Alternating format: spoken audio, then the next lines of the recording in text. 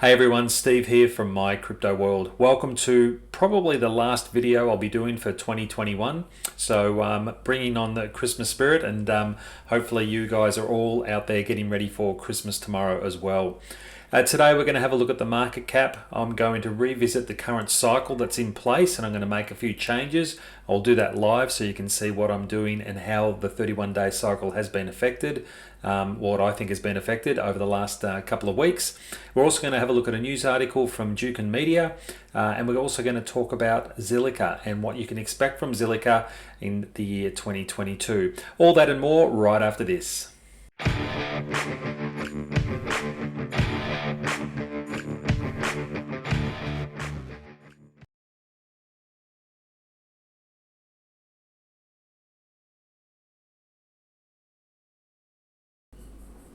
Okay, as we always do, we always start off with the heat map to see what the market's looking like and where things are at.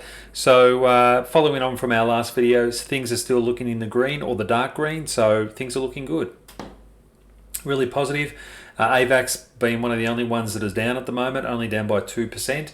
USDT, USDC sitting pretty much stable. But other than that, Bitcoin up nicely. Luna's up a whopping 10%, which is terrific if you own Luna. So does Cardano, up 11%. What else we got going on here? XLM up around about, I think, 2%. Polkadot is up 4%, Solana up 5%. So again, the market as a total is looking pretty good. If we go over to the cryptocurrency market cap, where am I here? Let's have a look. No, I'm on the wrong page. We've gone too far. Give me a sec. Let's move that back to page 1.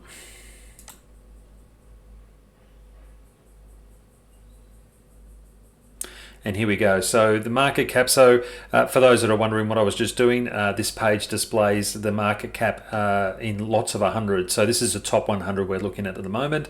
The previous page was the top 101 to 200. As you can see on the right hand side here, the 30-day the movements, pretty much everything's still in the red. Terra Luna has done amazingly well if you happen to own that coin, 127% up for the month, even through that downward period, which is pretty impressive. Polygon, I spoke about that in the last video. That's still up 52% for the month, but everything else for the month pretty much is in the red. However, in the last 7 days, most things have turned around. So Bitcoin's up 7%. We've got Ethereum up 3%. We've got some big movers over the last couple of days. Cardano up 18%. XRP is up 22%. Terra Luna, we spoke about that, 48% up in the last 7 days, which is a very nice gain. Shiba Inu is up around about 20%. Polygon Matic up 25% for the last 7 days. Uniswap, if you own that, 24% gain, which is pretty good. What else we got here? Near Protocol, 52%. Stellar Lumen up 10%, nearly 11%. Hedra Hashbar, if you own that, I've spoken about that in a few other videos. That's up a nice 24%. So overall, the market looks pretty good at the moment. So let's go over to the cycle chart, and I'll just explain to you what I think has happened. And as I said in my previous videos, hindsight with cycles is always the best teacher of where things are at.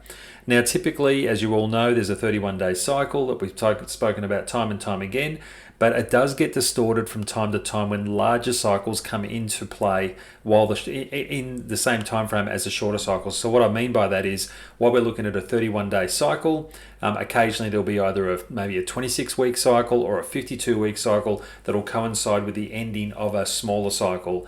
Now, that will either distort the smaller cycles to go longer or in a shorter time frame. So instead of getting a 31-day cycle, you can end up with a 20-day cycle or maybe even a 40-day cycle. It can go either way. Now, as this last cycle has unfolded, we weren't too sure where things were at, and I made that clear in my last couple of videos. Wasn't too sure what was going on. Now that we've broken this all-time high, sorry, not all-time high, the recent high that the overall market cap has done, I'm now more of a firm believer that this point here is actually the end of the cycle, and I think we've been distorted by an overall longer cycle. So what we need to do is we need to adjust the cycle bars and the lengths. So what we're going to do is we're going to take this cycle here and squeeze that down to 20 days, So again, typically it's a 31-day cycle, but I think that there's something has happened here. And then what we're going to do is we're going to grab that, and we're going to have the new cycle starting on that low and going over to this low here. So we've gone from a 20-day cycle into a 24-day cycle, and I'm going to say that our new cycle now commences at that low. And again, if we click on this, the new cycle kicked off on the 4th of December, and it will end on the 4th of January. So we've gone down, we've gone up, we've broken this high now, and we'll just wait to see where that unfolds for the next couple of weeks. Overall, though, the market's looking pretty good. I spoke to everyone about the $1.86 trillion market support line. So it hasn't broken that, and it is now starting to continue to rise, which is great to see. Really what we want to see, though, is it break its all-time high of $3 trillion. That may happen, I believe, in the next, say, 3 months, but time will tell. And also we'll certainly be looking at the cycles to make sure that they unfold as we kind of expect. But we'll do more about the cycles and the way the market's coming over the next couple of weeks. Just a quick couple of updates for you. So Duke Media today announced that they're joining a partnership with Theta Labs. So that's pretty important, pretty impressive. For those that don't know what Duke Media is, most people don't know the name, but they have a number of different companies or a number of different streaming platforms out there, mostly hosted on things like Facebook or YouTube.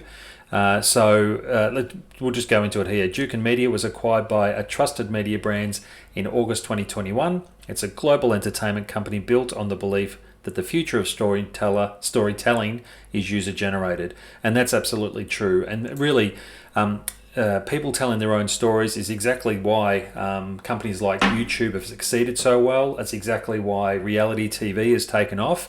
Everybody wants to know everyone else's story. So Duke owns and operates a portfolio of digital video properties, including the Tfuel Army, which most people know about, People Are Awesome, The Pet Collective, The Weather, and Weather Spy. And the properties combine for more than 220 million social media followers online, so it's absolutely huge. And they receive more than 11 million monthly hours of viewing across all streaming TV platforms. So it is a juggernaut, to say the least. Now, it also goes on to say, we are thrilled to expand our relationship with Theta across multiple fronts with this new partnership. This is Cameron Sales, I'll just say, Chief Business Officer of Trusted Media Brands. We see value in the Theta network, their decentralized video infrastructure and blockchain technology. We're also very excited to partner with them to bring NFT products to Tfuel Army and the collective communities.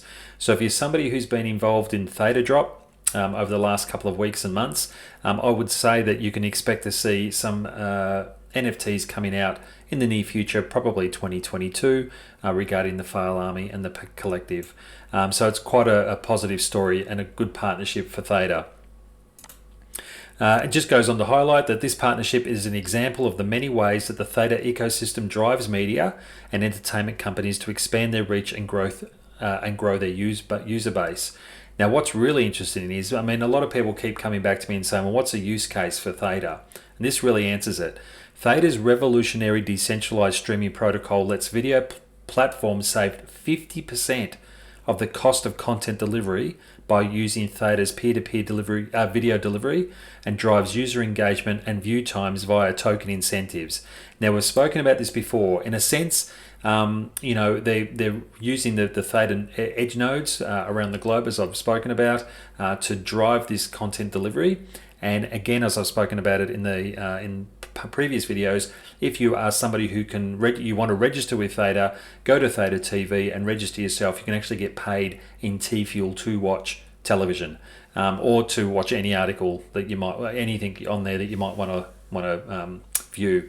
Now, the difference between that and, say, YouTube, which is where this is hosted, and it's certainly nothing against YouTube, everyone sort of bags them now, but at the end of the day, they were still the first in their niche to do what they're doing, and we certainly would not have an amazing ecosystem of YouTube if it wasn't for the original founders. And I think YouTube will still continue to power and to be good, and they'll modify and change things as they see fit as time develops. But essentially, if you're watching this on YouTube, you're not getting paid for it. You're a user, you're viewing it. You may get an ad or two pop up on a video for the cost for you to watch it, so a little bit of your time. But really, at the end of the day, YouTube are making all the money. Sometimes the content providers, such as myself, will get paid from YouTube for the amount of watches that gets displayed, and how many people watch our videos. And they'll also get paid by the advertisers themselves. So this changes with Theta and with Theta TV, where if you're watching the video and you're registered as a Theta user on Theta TV, you may get paid in Tfuel, or you probably will get paid in Tfuel. So people know that this is going to be the way of the future. So that's just a really good example of summarizes what I've been saying over the last 12 months. So that's pretty good. So I won't go into any more of that. If you want to find that article, you can go to tvnewscheck.com. Just do a Google for Theta, and that article will actually come up. So let's have a look at Zilliqa. I spoke about this in the introduction. Now, I haven't spoken about Zilliqa much for the last at least 9 months. And I found this article really interesting. It was released a few days ago, and I find it incredibly exciting. Being a Zilliqa holder myself, I've spoken to everyone in the past about their sharding technology. I'm not going to cover that in this video, but let's have a look here. So this is from the blog, the Zilliqa blog. So Zilliqa is the first layer 1 protocol to launch the metaverse of this scale.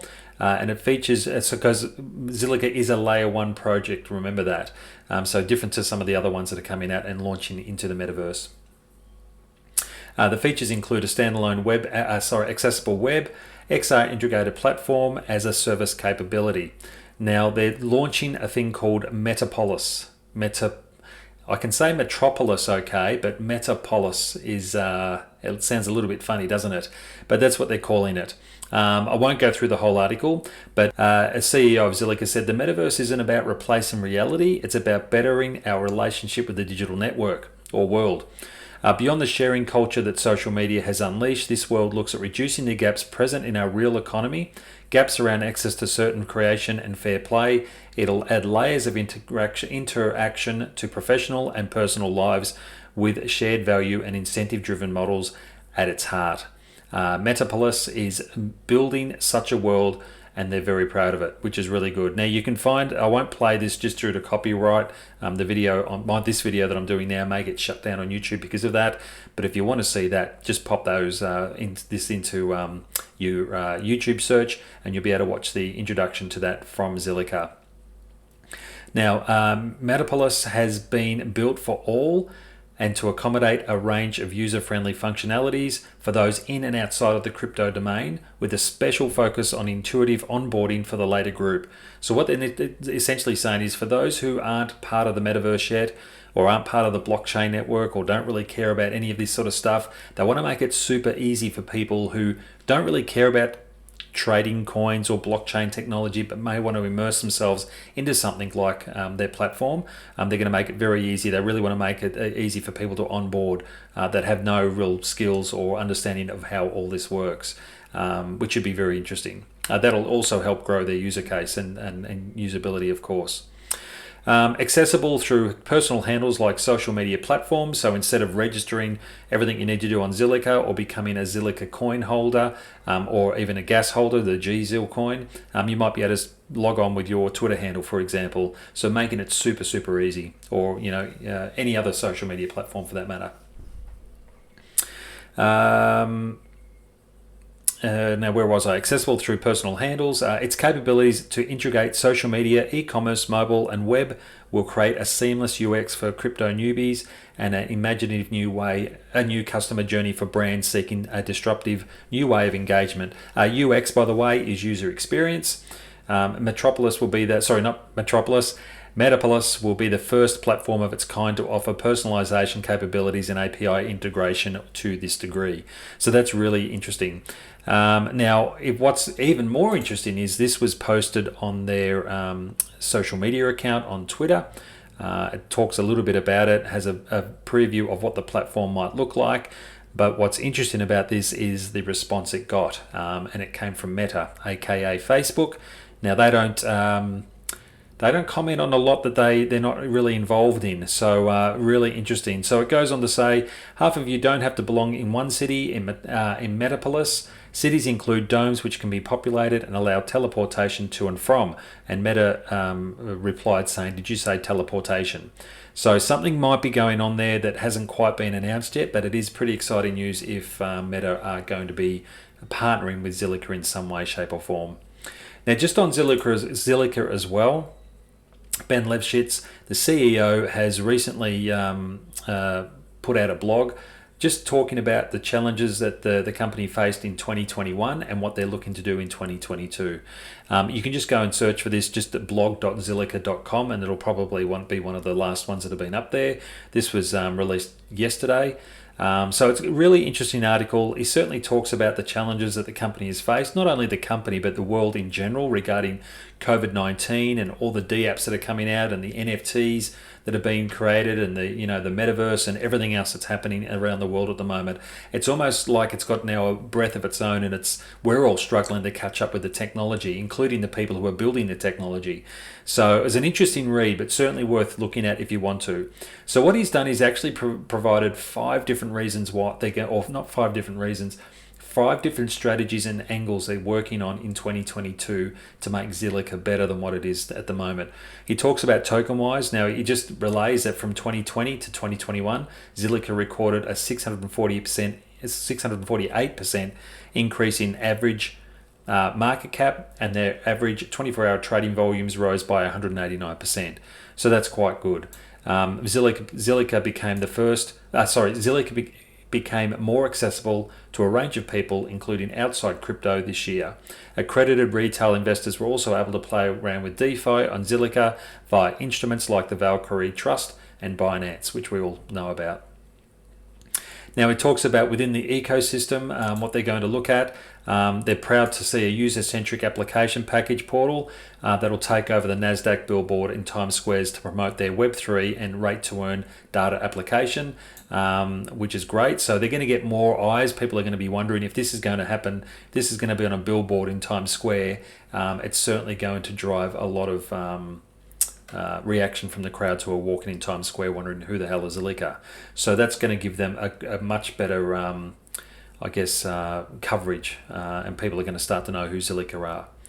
Commercially, it talks about what they're doing. I spoke about a couple of videos back, probably 6 months ago, not that much, about their connection with ninjas in pajamas, Lunar Crush, all that sort of stuff. And they also said technically to stay ahead of the curve in anticipation of delivering superior quality within our NFT marketplace and Metapolis platforms. We've even released a new NFT standard, ZRC6. Now, I don't know much about that. I haven't done the research on it yet, but I will. So it looks like something new is happening there. It talks about the team expansion, what they're going to do, but they are all very much looking forward to a successful 2022.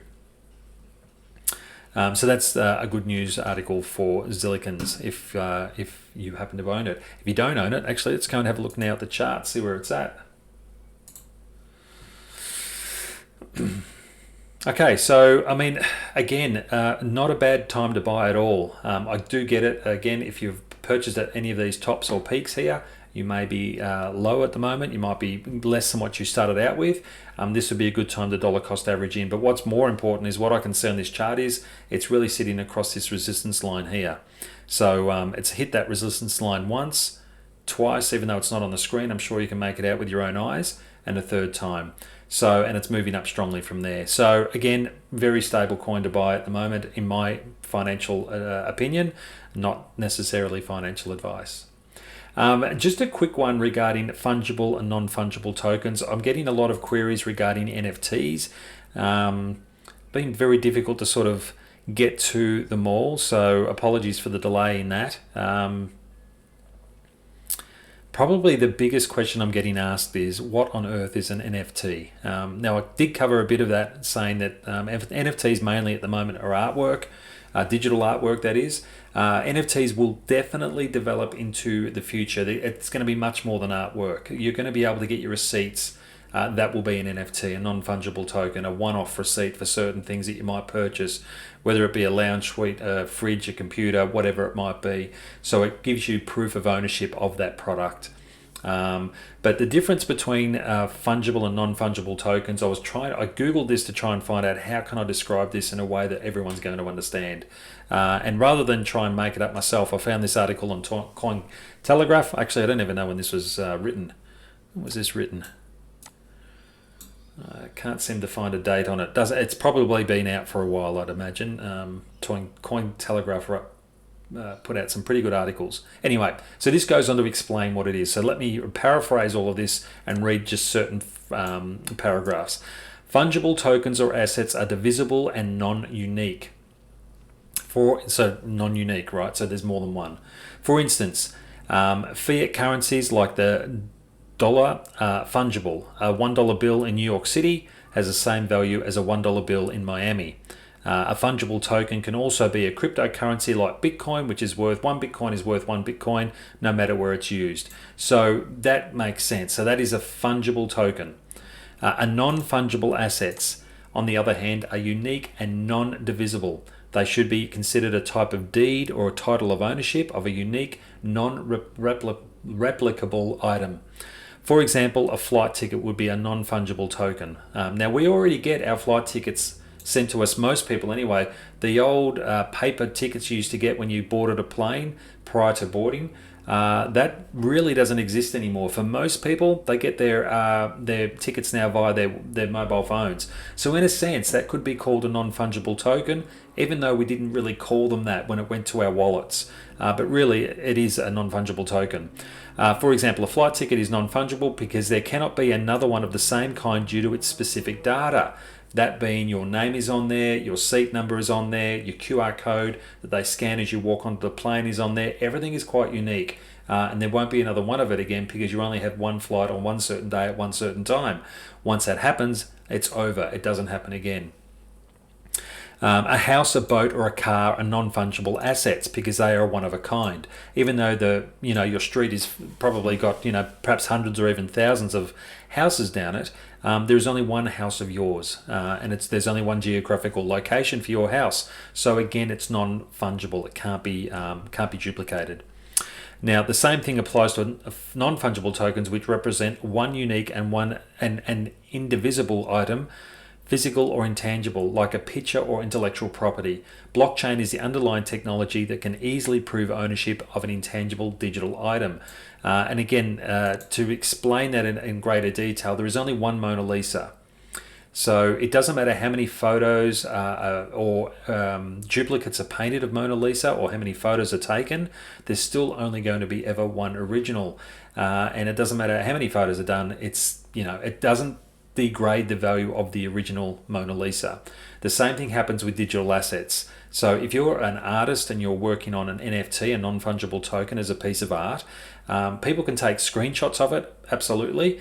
But what is important is the blockchain technology behind the NFT. So you can sell your one-off NFT exclusively on any open market source that you can buy and sell NFTs on. The purchaser of that will have there will be a digital trail, a digital record that owner actually owns your NFT, and that belongs to them solely. So again, people can look at artwork online. I could pull up a picture of the Mona Lisa, take a screenshot of it, and say I've got a copy of the Mona Lisa. But the data that goes behind it's pretty pretty weak.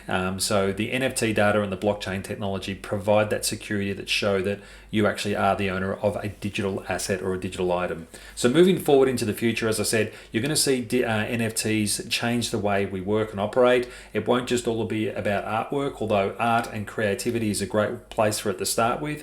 It will move into the metaverse very soon, where you'll be able to play a game, and not only will you win or pick up new skins or armor or shields for your character, but you'll also come across one-off NFTs or tokens for NFTs that will give you, you can either sell on the marketplace or you can keep for yourself. And the NFTs will do a range of things.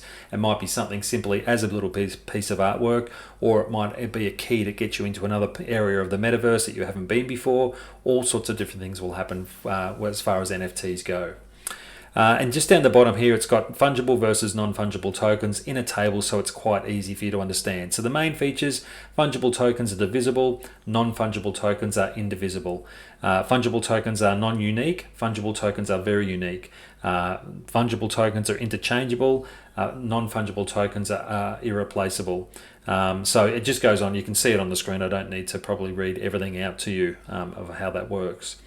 But again, worth reading article, that's for sure.